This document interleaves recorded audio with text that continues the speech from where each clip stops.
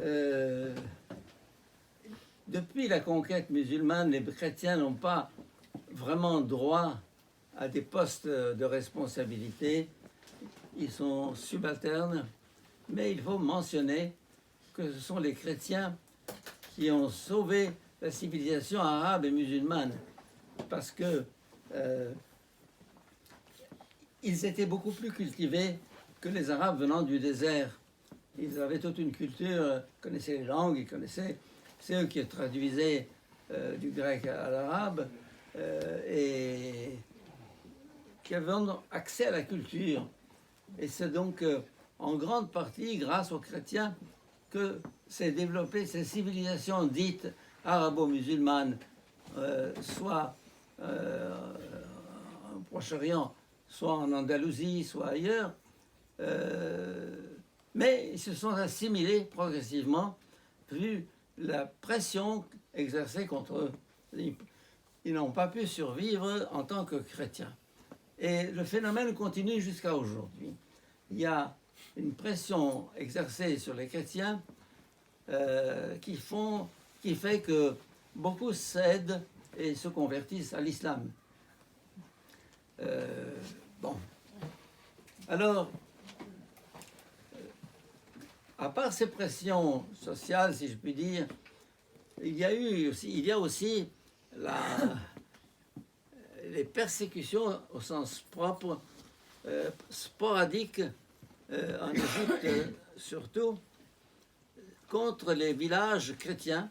Il y a des villages souvent presque entièrement chrétiens, parce que les chrétiens, pour résister à l'oppression, se sont regroupés dans des enclaves, des villages, ou bien des immeubles, ou bien dans les villes.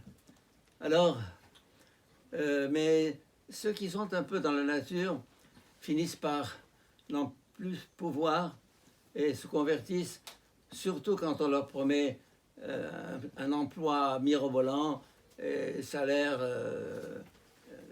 dont ils ne rêvaient pas. Alors certains cèdent, mais disons que les conversions, je n'ai pas de chiffres, peut-être que Jean pourrait me donner des chiffres, des conversions de chrétiens à l'islam en Égypte et ailleurs sont beaucoup moins nombreuses que celles de l'islam au christianisme. Beaucoup moins nombreuses. Oui, je vais parler de ça tout de suite. Disons que, bon, les chrétiens, par exemple, le président du Brésil, Menem, c'est un Monem, hein, et il s'appelait Monem et il était musulman.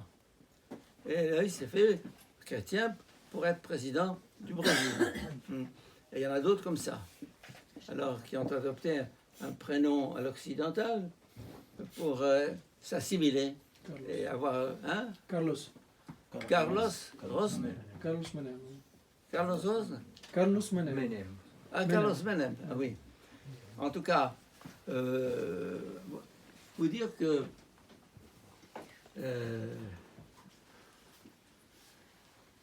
je reviens donc à l'islam, plutôt aux chrétiens, mais pour mieux situer le problème des chrétiens, je dois brosser un tableau rapide de l'évolution de l'islam depuis son origine. « 622, c'est ce qu'on appelle l'hégire, c'est-à-dire Hijra, l'émigration de Mohammed de la Mecque, qui était sa ville, qui est devenue sa ville, vers Yatrib, qui était une autre ville, qu'il a appelée Médine. Médine, ça veut dire la cité, la ville. Alors, après 13 ans de prédication à la Mecque, voyant que sa famille et son clan refusaient son message, il a secoué la poussière de ses sandales pour se rendre à Médine, où il a fondé donc l'islam.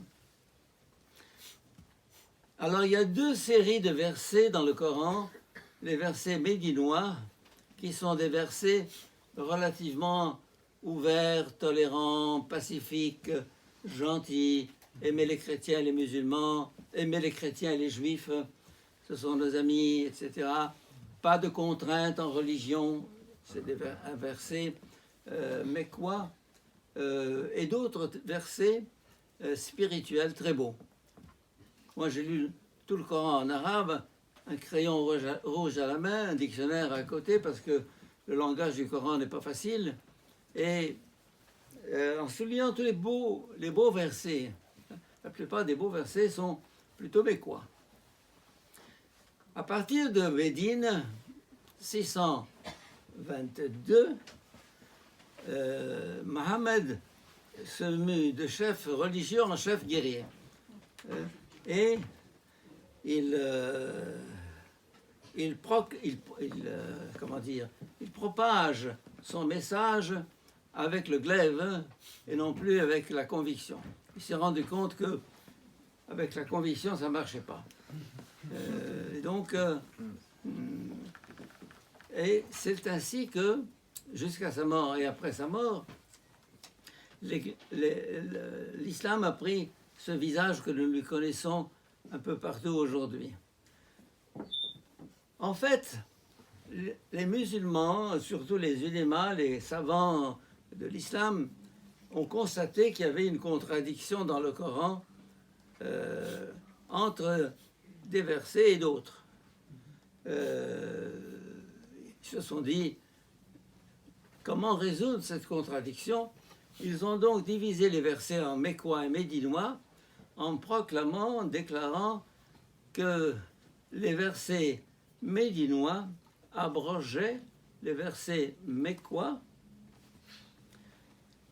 Et donc l'islam, à partir de ce moment-là, est devenu la religion du glaive, le glaive qui est inscrit sur le drapeau de l'Arabie saoudite, des frères musulmans, et qui est un des symboles actuellement de l'islam radical, le glaive.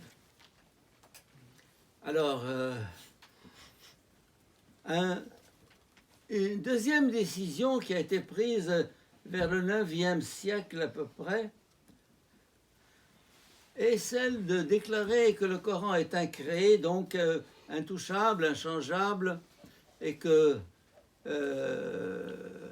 alors, à partir de ce moment, les interprétations données par les ulémas de l'époque sont devenues, je dirais, officielles, coercitives. Et alors, à partir du moment où on a figé le Coran, surtout la jurisprudence, dans le moule du 9e siècle, on a déclaré que le Coran est descendu du ciel et donc on ne peut pas l'interpréter. Il faut le prendre à la lettre. Quand on dit que Dieu s'est assis sur son trône, il s'est assis sur son trône. Alors, il y a un mot en arabe qui dit « bila kaif », sans expliquer comment. Il ne faut pas chercher comment rationnellement comprendre qu'il s'est installé sur son trône, alors que c'est un être spirituel en principe. Mais bila kaif, ça veut dire sans explication. Il ne faut pas chercher d'explication. Et à partir de ce moment-là, la mentalité musulmane est devenue une mentalité soumise à la lettre de la législation, de la jurisprudence. Et rien n'a changé, interdit de penser. Alors, un musulman pense que, un vrai musulman, si je puis dire, quand je parle de vrais musulmans, je parle des frères musulmans qui, pour moi, représentent l'expression la plus pure de l'islam. Et ils considèrent toute personne qui n'est pas dans cette mouvance comme hérétique, schismatique, etc.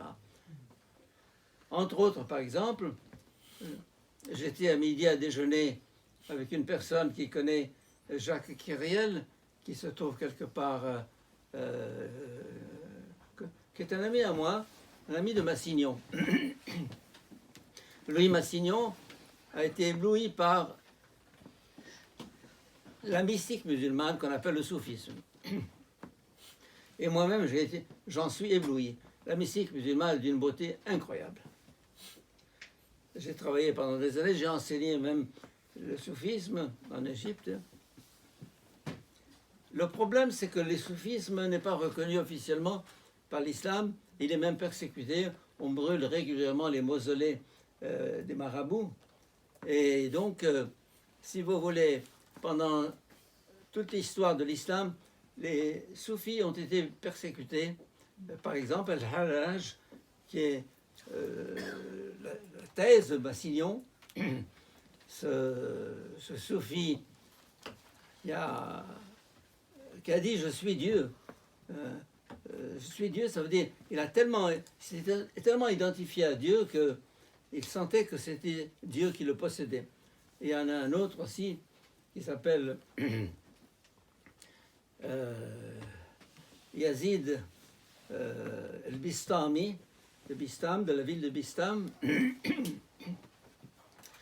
On frappe à sa porte pendant qu'il était en prière, en extase. On dit, c'est bien ici la cellule de Yazid. Il dit, non, je regrette, ici il n'y a que Dieu. C'est-à-dire que lui n'existe pas. Ici il n'y a que Dieu. Il y a des textes incroyables de Rumi, de Bistami, de Farid, Massignon, de comment ça s'appelle, Hallaj, etc. Bon, donc tout ce courant mystique dans l'islam continue jusqu'à présent. Et le soufisme, avec ce qu'on appelle les confréries, a été un des vecteurs principaux de l'expansion de l'islam en Afrique et en Asie.